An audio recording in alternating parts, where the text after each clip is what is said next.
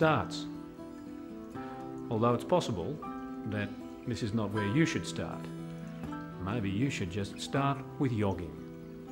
Find your alignment with the laws of the universe, the laws of motion, balance, symmetry, purity and exchange through physical exercise.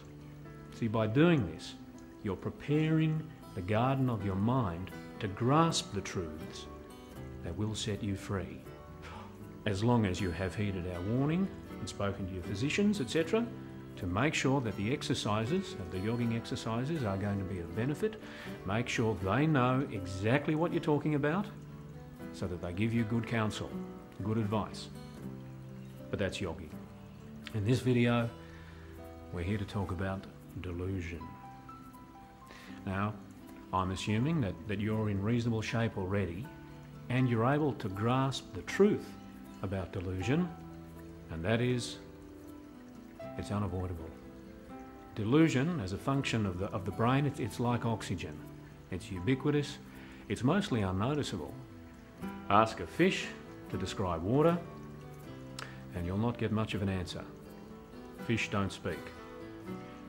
And if they did, they couldn't describe it because the water is always there. The truth is, we are swimming in delusion. Often the word delusion is used to describe that subset of cognitive function that groups patterns of stimuli that human beings experience into narratives imbued with meaning. We tell ourselves stories all the time to clump together clusters of sensory experience into sequences that we believe to be predictable. Most people call it delusion when they believe the person is sculpting a reality that is not real. And the schizophrenic, the psychopath, the madman. But as we have discovered, reality is up for grabs. While there are things that we can agree on, such as the laws of the universe, the interpretation of their manifestation varies dramatically. A rainy day gets you down, unless you're a farmer on a drought-stricken property. A smile on the face of a friend is reassuring, unless you believe the joke is on you. A piece of plastic with a little metal strip gives you access to everything that money can buy, unless it's broken or it belongs to someone else. See, reality is what you make of it. Just try this now.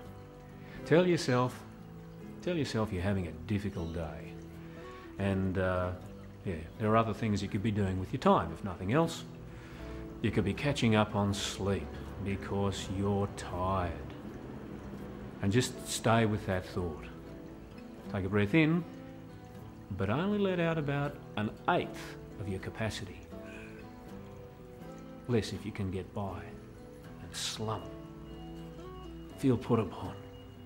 Fixate on how heavy you feel. Has that changed your state? Oh, it's awful. All right. So now let's get out of it. Shake your face. Smile. And if you can, stand up straight. If you can't, sit up. Expand. Breathe deeply and exhale all the way out. Breathe all the way in. And nod. And exhale. Yeah. Remind yourself that you're free. Free to be, free to live, free to love, free to give, free to thrive. Yeah. It's a different feeling. So you can change your experience of living by directing your attention, sculpting your reality, deluding yourself. Same body as only a few seconds ago, but by directing your attention, a different experience of living. Why is delusion powerful? Well, most fundamental is the fact that delusion is possible. And it's not only possible, it is the very lubricant that allows the universe to take the shape that it does in your mind. But let's start with this notion of possibility. Can delusion happen? Well, you're able to see my face on this screen, but this is not my face. It's a delusion manifest by the laws of exchange and motion. What you are seeing are blinking pixels.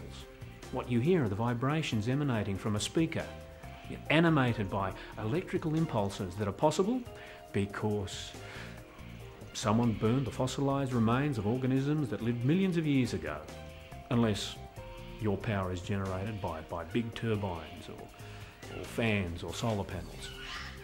The words that you are receiving have meaning because human beings accord meaning to words. The sounds have taken shape, the meanings encoded. As the codified meanings are received, they're unscrambled into thoughts that fly across your brain in waves of electrical activity. Exchange upon exchange facilitates increasing motion of thought that leads to action. And so things are created. Delusion is certainly a possibility. A delusion leads to action. And what else? What else is it about delusion that makes it powerful? It's not only possible, it's good. It feels good and it makes us do good things, humane things, creative things, worthy things. All hail delusion. And just in case I moved off the point too fast, yes, delusion can increase pleasure. Now, speak to someone who has fantasized about anything. The pleasure is often in the not having just yet. So delusion is powerful. Why should we be so aware of it? Because people delude other people. They promise one thing and deliver another. Unscrupulous politicians, motivational speakers, false prophets, con men. It's better to delude oneself than to allow other people's delusions to cramp your life. Not your style, but to cramp your life. Aye, but here's the rub. It is better to delude yourself. Well, I guess that's a bit like saying it's better that you dance in the street. I mean, maybe you are a shocking dancer and it would be embarrassing for you and everyone who knows you. Or maybe you're a groover, and if you really are a groover, then go for a dance in the street. That's great fun. If you are going to delude yourself, and you are going to delude yourself because if you don't fill that vacuum, then someone else will. If you are going to delude yourself, then get good at it. Get so good that you can confidently do it in public. Get good at deluding yourself. Sculpt your perceptions of reality in order that you become a better person. And start with your body. Train your body to delude itself into a state whereby you stand in the shape that you want to grow old in. Stand like a Hawaiian prince, a native Australian Aboriginal man, a superhero with whatever powers and disproportionate musculature encompasses all the complex realities that encourage you to stand in the shape that you want to grow old in. Or if that's too distant a time frame, stand in the shape that makes you feel good right now. Stand in the shape that makes it easy for your body to breathe. Easy to pump blood, digest food, to deal with waste and infection. Be better right now or in good shape in the future, in good physical, mental, emotional and spiritual shape.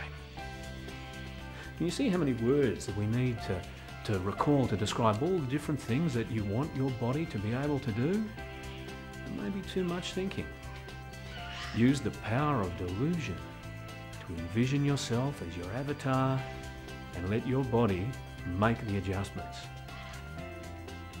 If you don't know what I'm talking about, start yogging. Learn and practice the disciplines and train the mind by repeating the Sanskrit self-directions. Muktiastu, free to be. It's your friend. Just do the do. Start to feel the cause and effect. Motion, exchange, combining. Feel the feelings. These are the colours of your palette. with even more different hues than the most fastidious colour picker is able to number. Get articulate and allow your body to move the mind, the laws of motion and exchange. And of course, a body that is in balance generally achieves this through pure symmetry. The chorus speeches in Shakespeare's Henry V are a great reminder that people have harnessed the power of delusion for centuries. Oh, for a muse of fire that would ascend the brightest heaven of invention. Ascend the brightest heaven of your own invention. Get good at it, and you can enjoy the experience of eternal life. I'm Daele Pendragon. Welcome to the Muktarium. Mukti, Mukti.